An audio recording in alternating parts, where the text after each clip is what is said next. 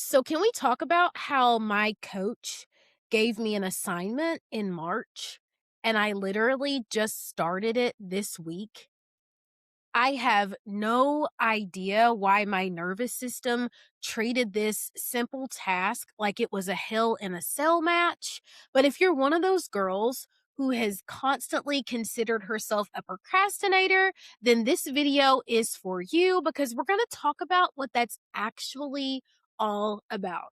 Hi, I'm Coach Kala Simmons. I help Black women to break toxic cycles, reclaim their narrative, and step into their main character era with clarity, confidence, and ownership.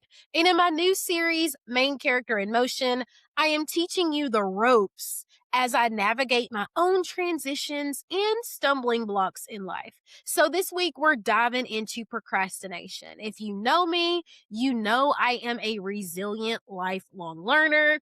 And so I've been locked in with my coach for years now, and she gave me this assignment which was to make my platforms more ADA compatible, meaning that people that suffered with vision or hearing loss would be able to navigate my sites in real time. And as a social worker, my spidey senses went off and all the bells and whistles, and I was like, yes. But actually bringing myself to do the work, I was like, no. And I know you can relate. Something that you know you need to do or should do, right? When it comes to love, life, career, pulling yourself together, having those difficult conversations. For whatever reason, we procrastinate.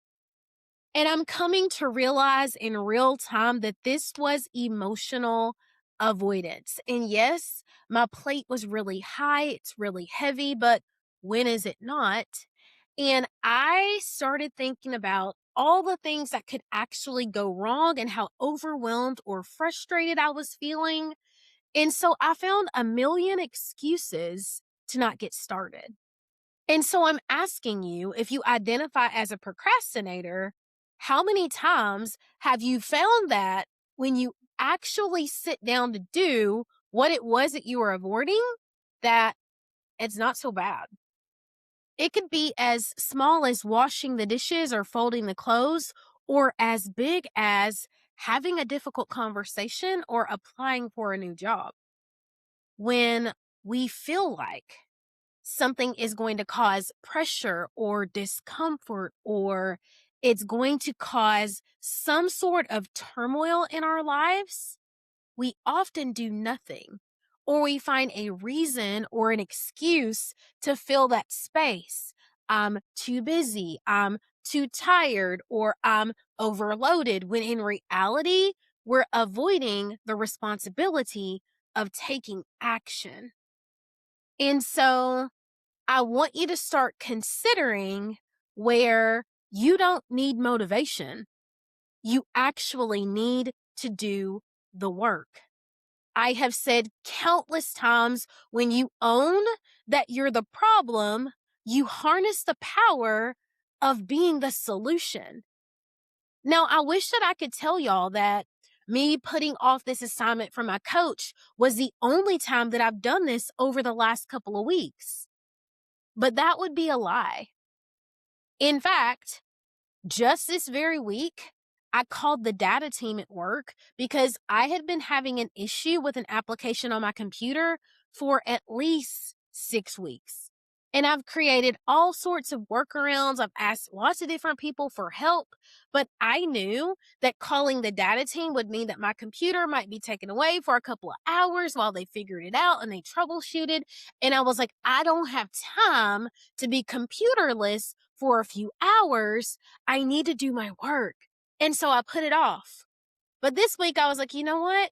I got a little bit of time. I'll let them know. Turns out that my computer was simply too old to perform anymore. So I got a whole new setup. I'm talking computer, monitors, docking station, whole shebang. I was rewarded for simply reporting a problem. How many of you are blocking your blessing, or you are settling for less than because you're not willing to voice that there is a problem? I want you to know that being a procrastinator doesn't mean that you're lazy. It means that you've chosen avoidance as a method of self soothing. And what you're doing in most instances is kicking the can down the road and eliminating the possibility for new, brighter, better solutions to come to you. So I'm challenging you this week to just take one actionable step toward that big goal or that thing that you've been avoiding. You are so deserving of an absolutely wonderful life, but it's not just going to fall in your lap. You're going to have to go get it. So I'm challenging you to stop waiting and start doing. And if you need help in identifying what your next best steps are going to be, click the link down in the comments and grab a clarity call. We can map it out together, your next 90 days, to literally unlock the future you keep saying that you want. I love you. I want the best for you. And I can't wait to see you on the other side. Bye, y'all.